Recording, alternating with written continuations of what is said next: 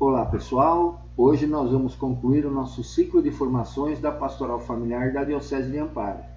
Vocês devem estar lembrados que no primeiro dia nós fizemos uma breve apresentação da Pastoral Familiar. Já no segundo dia, nós falamos sobre o primeiro setor da divisão segundo familiares consórcio, que é o setor de pré-matrimônio.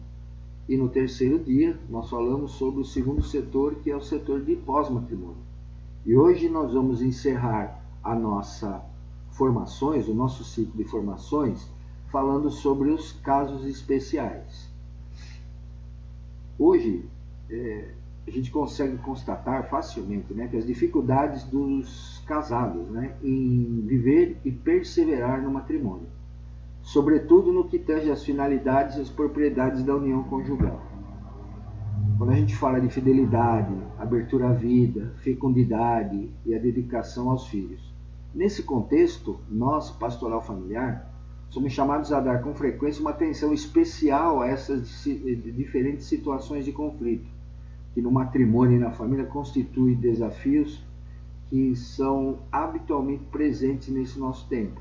Em função de vários motivos aí, temos que estar sempre atentos a isso. Segundo a divisão que nós vimos lá atrás na apresentação da Pastoral Familiar, hoje nós vamos falar dos casos especiais sobre as situações segundo a familiares consórcio. E a familiares consórcio, tratando dessas famílias em situações objetivamente difíceis, enumera 26 casos reunidos em 3 grupos, que são circunstâncias particulares, matrimônios mistos e situações irregulares, civis e religiosas.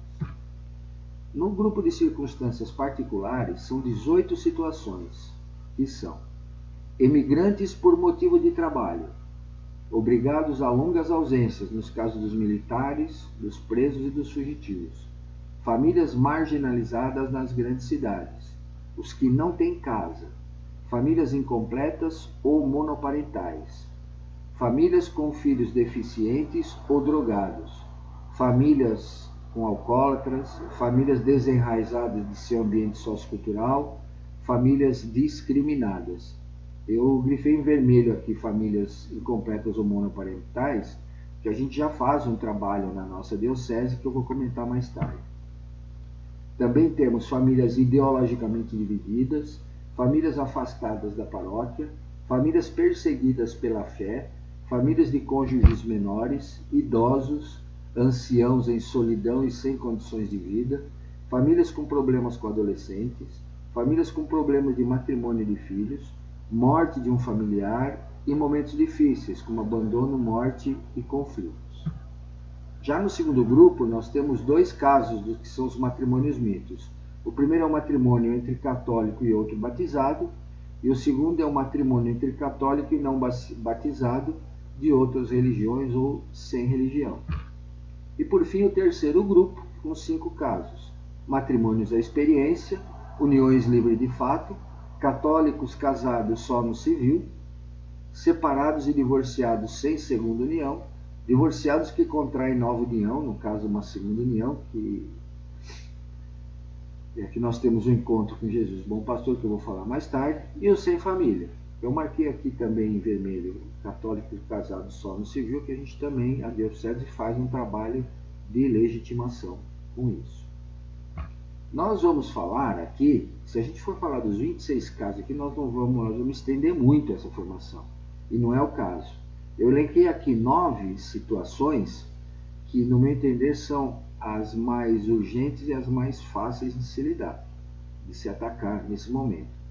Todas as outras tem que se pensar bem, analisar cada situação daquela que a gente mostrou aí, das 26, e ver o que é que pode ser feito, mas tem que se dar um passo de cada vez. Então vamos começar. Uniões livres de fato, são aquelas que não têm nenhum vínculo institucional ou religioso publicamente reconhecido. Abrange um conjunto de realidades humanas múltiplas e heterogêneas, não matrimoniais, cujo elemento comum é a convivência de 2 pessoas de sexos diferentes que mantêm um relacionamento sexual.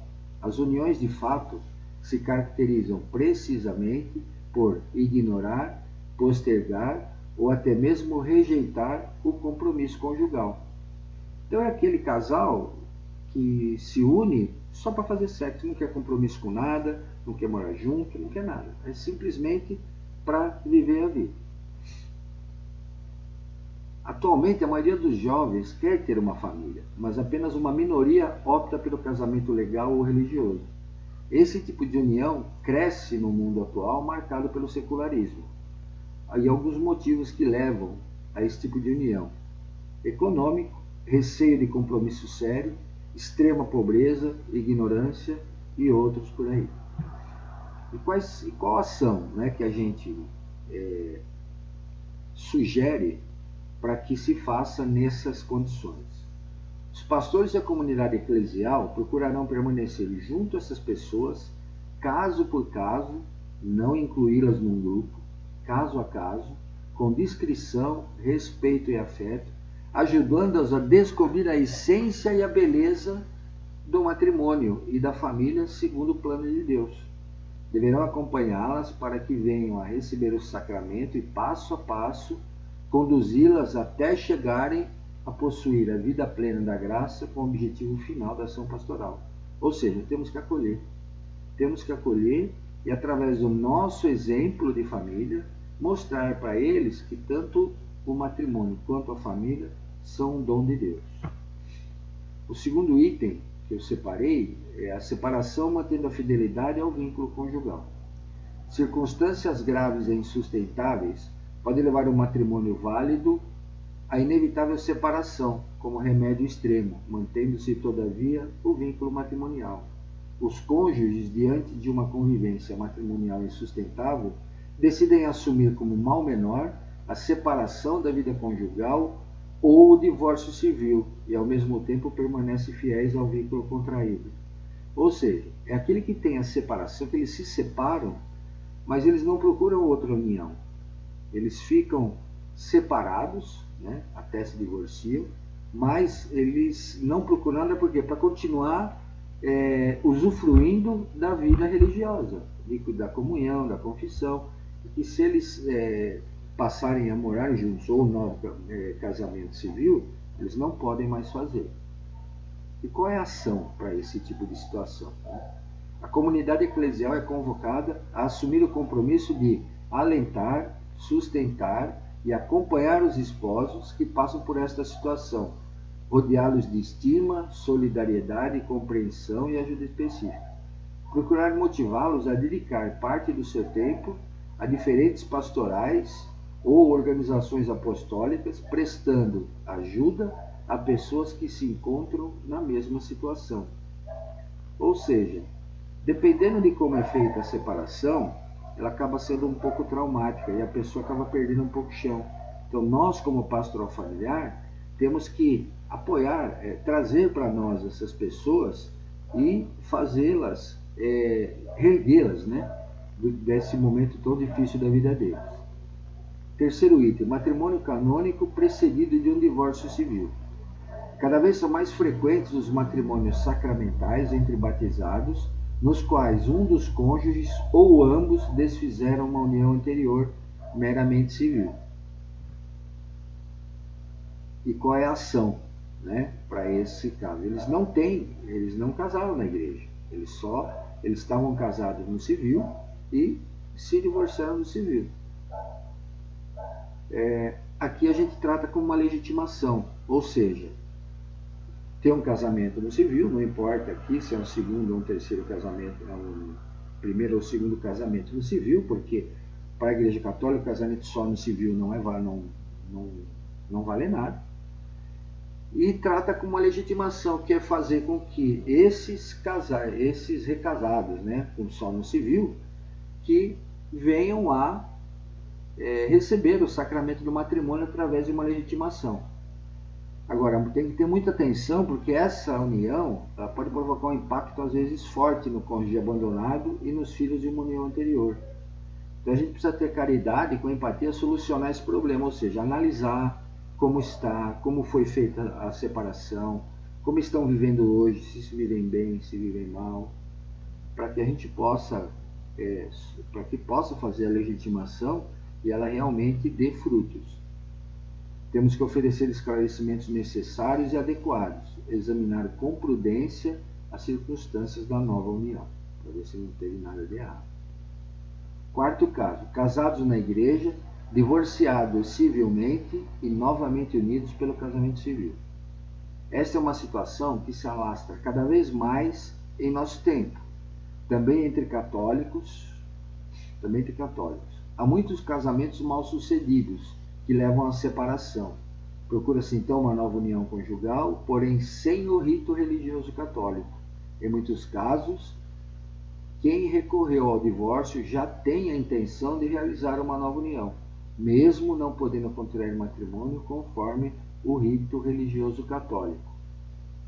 Nem todos os divorciados estão na mesma condição pastoral, a seguir alguns casos, né?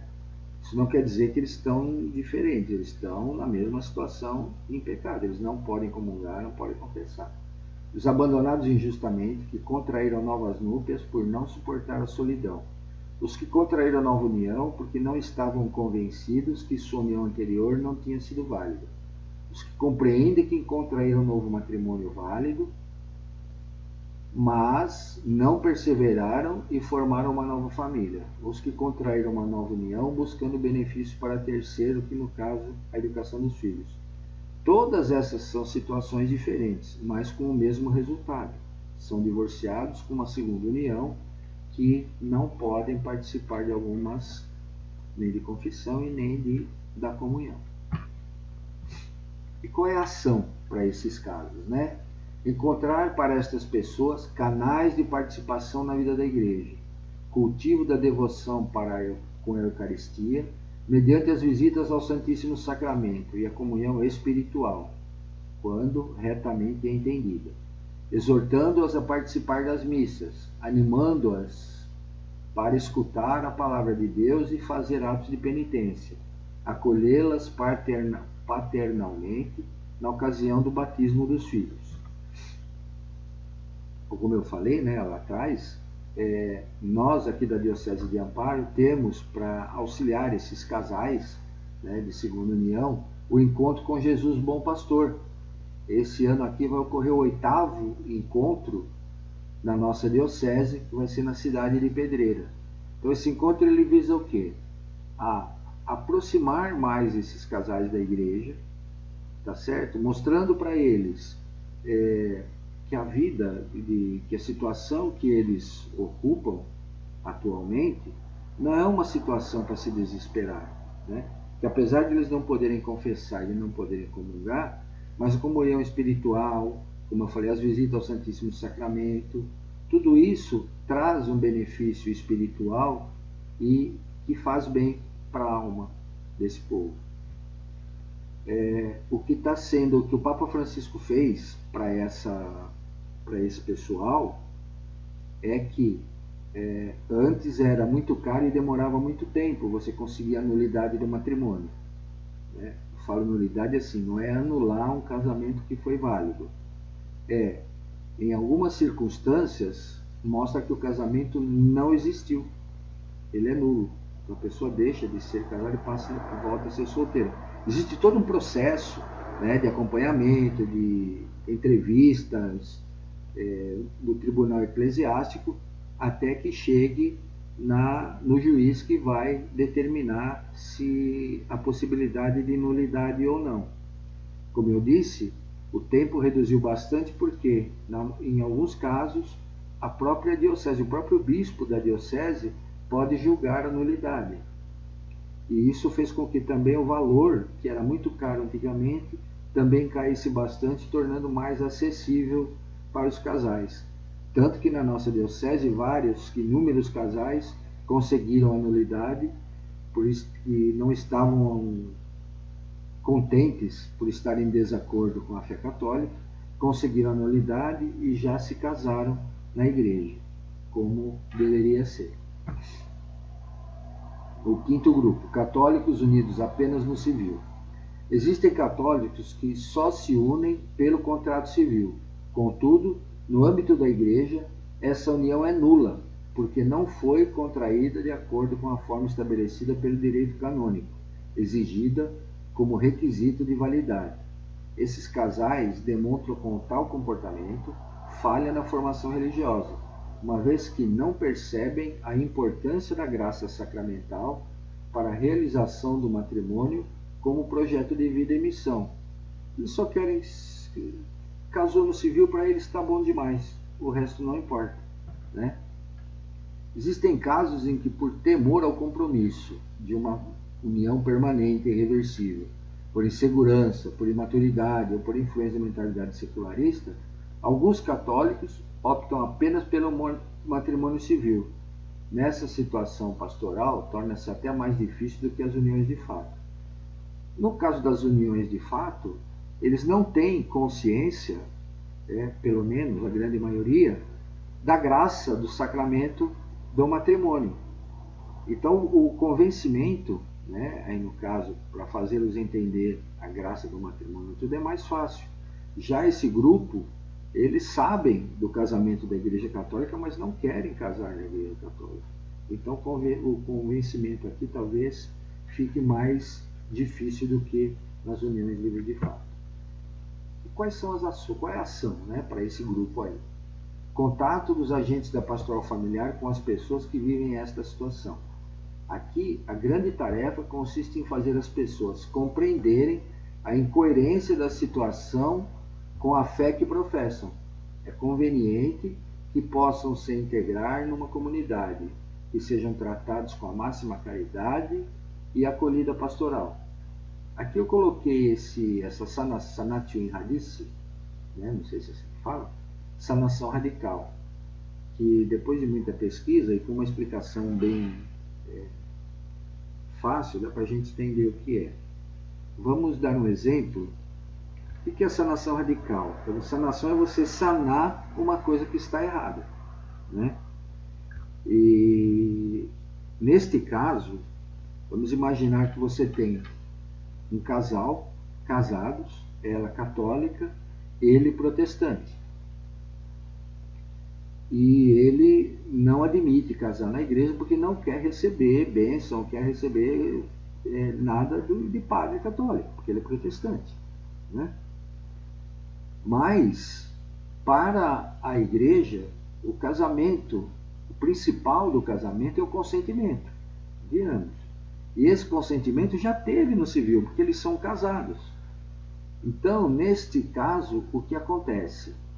A igreja tem o poder de transformar este consentimento inicial que eles adquiriram, que eles tiveram no matrimônio civil, em sacramento do matrimônio, esse consentimento. Então aí, aquela pessoa que era aquela mulher que era católica, vai poder usufruir de todas as graças do matrimônio católico, e o protestante, se não quiser participar, não participa, Mas estão casados pela sanação radical, e isso não exige nenhuma cerimônia, tá certo? É feito o processo de casamento normal, vai chegar nas mãos quem vai dar a sanação radical, que vai assinar esse documento é o bispo, e uma vez que o bispo define que vai ser feito e faz a sanação radical, está declarado casado e pronto, não precisa de fazer nenhum outro curso, de ir para a igreja, nada, já estão declarados casados, tá? O sexto item, crianças e famílias em situação de risco pessoal e social. Aqui começa a entrar uma coisa difícil, que é quando eu trato de criança e de adolescente, Milhões de famílias brasileiras vivem entregues à própria sorte, frustradas pela incapacidade de cumprir a sua missão e de satisfazer suas necessidades básicas. Estão numa condição de risco pessoal e social, com gravíssimas repercussões para si mesma e para a sociedade, dando espaço à violência e ao abandono de inúmeras crianças e adolescentes. Esse fato tem levado milhares de crianças e adolescentes a serem maltratados, a viverem abandonados e até mesmo serem objetos de tráfico e venda. Aqui não tem muito o que falar, Aqui nós temos que cuidar das nossas crianças e dos nossos jovens. E quais são os motivos que chegam nessa situação, Pobreza, ainda antes de nascer, pobreza da família. Deficiência mental e corporal irreparável. Muitos abandonam os filhos deficientes por não querer cuidar de uma pessoa assim. Crianças abandonadas e exploradas, resultado da pobreza e desorganização moral da família. Família com condições econômicas precárias. Consumismo, ou seja, o trabalho aqui é colocado em primeiro lugar, deixando os filhos aos cuidados de terceiro. Qual seria a ação para esse grupo, né? Pastoral familiar, em colaboração com as diversas instituições e movimentos que tratam do tema, é conclamada a empenhar-se tenazmente em oferecer recursos para remediar essas falhas familiares que provocam o mal de tão vastas proporções. A Igreja conclama todos os homens e mulheres de boa vontade a darem atenção especialíssima às crianças e adolescentes, órfãos, abandonados, privados de seus direitos, vítimas de maus tratos, fome, negligência e todo tipo de abuso. Se a gente for prestar atenção, do nosso lado está acontecendo uma situação assim. Então a gente não pode fechar o olho para isso. A gente tem que procurar ajudar de uma forma, até num ponto de ajudar com alguma coisa, ou num ponto extremo de chamar o conselho tutelar, né? Então estejamos atentos a isso. Não podemos esquecer também as famílias que têm parentes em presídios ou com doenças graves. Por isso a pastoral familiar deve, sempre que possível, atuar em estreita parceria com a pastoral carcerária e a pastoral da saúde. A ação da pastoral familiar tem neste campo a missão de acolher, atender e promover as crianças e adolescentes, bem como as famílias com filhos em situação de risco. Ou seja, aqui a gente tem que valer a pastoral de conjunto, né? Trabalho em conjunto com outras pastorais para resolver o problema. Sétimo item: crianças e adolescentes desprotegidos, abandonados ou em perigo. Dando sequência ao item anterior, né, que a gente estava falando de criança e adolescente, sobre uma ótica diferente.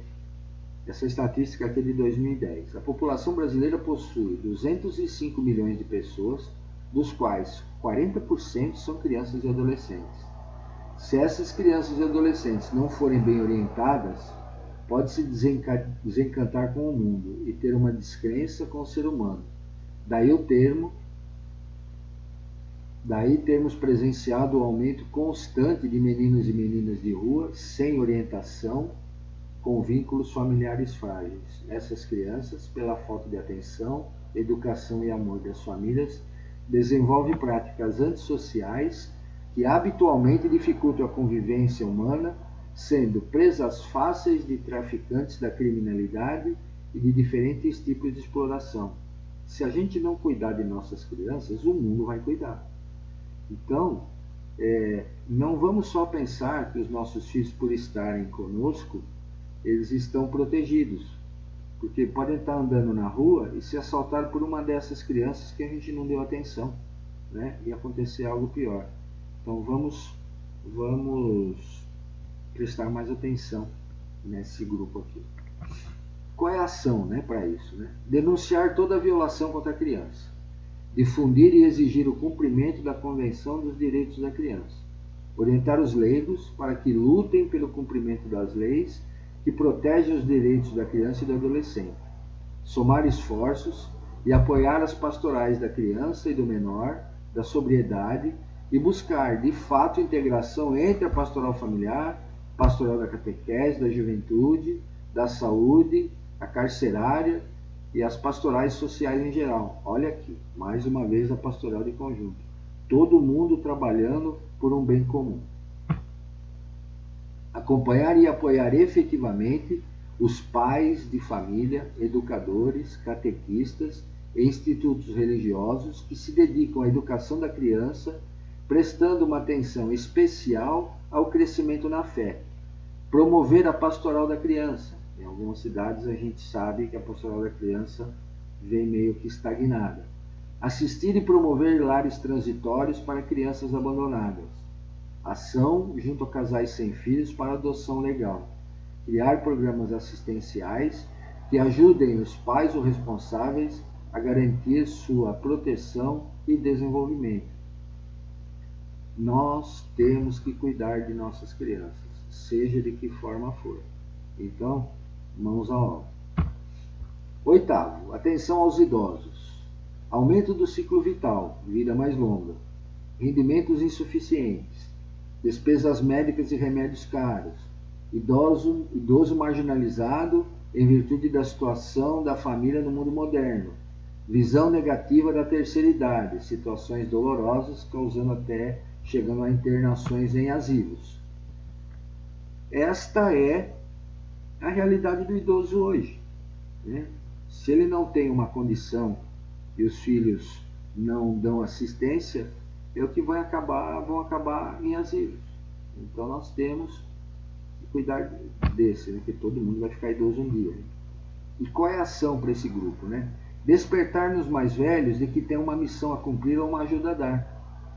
Imagine quanta experiência de vida um idoso tem que fica perdido, fica esquecida.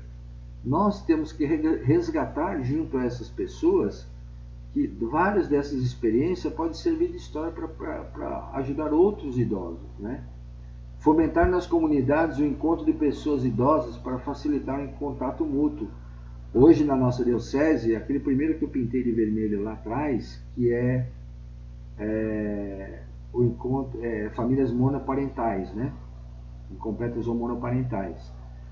E os viúvos estão nessas, os idosos, os viúvos, solteiros, estão todos nesse grupo, são vislumbrados nesse encontro com Cristo que a Diocese de Amparo faz. Nós fizemos 2 encontros, né, desde que nós criamos, um encontro em Mojimirim, com 96 participantes, e um encontro em Amparo com 106 participantes, com média de idade de 75 anos.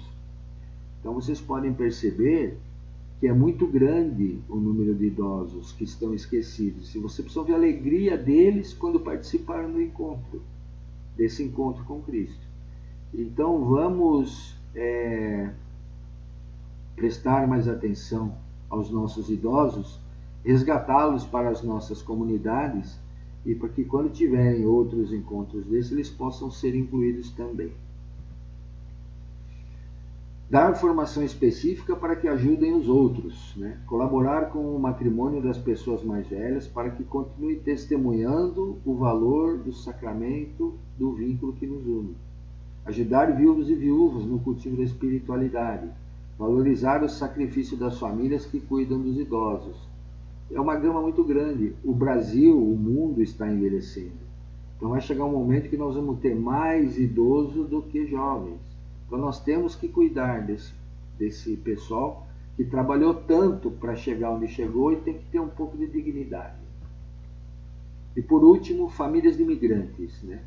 Situação delicada dos migrantes. Na busca por trabalho, eles deixam a família para buscar sustento longe de casa. A migração afeta a estabilidade familiar. Pode provocar o abandono dos filhos e causar a formação de uma nova família. A família do migrante é particularmente vulnerável ao desrespeito a seus direitos fundamentais e à dignidade da pessoa. E quais alguns motivos que contribuem para isso, né? Falta de oportunidade de trabalho na sua região de origem. Onde ele está lá, ou ele ganha muito pouco, ou ele não ganha nada. Então ele vai para outro estado, para outro lugar, para regiões que têm mais oportunidade, para tentar ganhar a vida e seu sustento, e da família também. Ilusão da riqueza fácil na cidade grande. Isso é muito comum, né? Através das propagandas, né? O pessoal olha, nossa, cidade grande, tem bastante oportunidade, e vai para lá e vê que não é bem assim. Imagens que os meios de comunicação criando a cidade. Às vezes se quer criar uma imagem de que a oportunidade é farta, e na verdade não é. Não tem trabalho quase para as pessoas da região, imagina os que vêm de fora. Pressão dos filhos para que os pais abandonem o meio rural. Às vezes os pais têm uma terrinha, plantam lá a sua comidinha, conseguem se subsistir com o que plantam e o que colhem, né? Mas os filhos não estão contentes com isso e faz os pais venderem o que têm para ir morar na cidade. E lá na cidade não tem como alimentá-los. Então isso também temos que cuidar bem disso. Quais são as ações, né? Promover, articular e dinamizar a organização coletiva dos migrantes à luz de uma evangelização enculturada. organizar, juntar esse pessoal para que possam discutir os problemas. Visita a família dos migrantes. Convite para participar de reuniões familiares ou de grupos de igreja. Catequese adaptada à sua cultura. Cada região tem a sua cultura, então você não pode falar da sua catequese daqui, que ele tem uma cultura diferente. Você tem que procurar trazer um pouco da cultura dele para a catequese que você vai fazer. Incorporar estas famílias na pastoral dos migrantes. Se ainda não tem, converse com o seu pároco, com o seu bispo aí para poder fazer, para criar essa pastoral, né? Programar encontros de famílias imigrantes, partilhas de problemas e experiências. Olha, com isso aqui a gente termina essa formação de casos especiais. Mas o que eu queria dizer é o seguinte: a gente tem muito a fazer nos casos especiais. Vocês viram aí que nós falamos nessa formação de 9 das 26. Não queiram fazer tudo de uma vez. Ataquem um problema de cada vez. Resolvam um problema de cada vez. Como nós fizemos com os casais de segunda união, onde na Diocese de Amparo não tinha. Nós montamos um grupo, fomos a São Paulo, onde havia um encontro com Jesus Bom Pastor, aprendemos como fazer esse encontro, trouxemos para Amparo, fizemos o encontro acompanhando, até que o encontro andasse com as próprias pernas. Tá, e agora, o que nós vamos fazer? Vamos tratar dos viúvos, dos solteiros, dos idosos. Então, montamos outro grupo, fomos a São Paulo novamente, onde tinha o encontro com Cristo, fizemos, aprendemos, trouxemos para cá, estamos fazendo. Resolvam um problema de cada vez. Depois de resolvido, passe para o seguinte. Elencem quais são as principais prioridades. Trabalhem por prioridades. Fazendo assim, a gente vai conseguir atingir o máximo das pessoas que necessitam da nossa ajuda. Ok? Muito obrigado a todos e quando tiver novas formações, a gente vai avisando. Fiquem com Deus e até logo.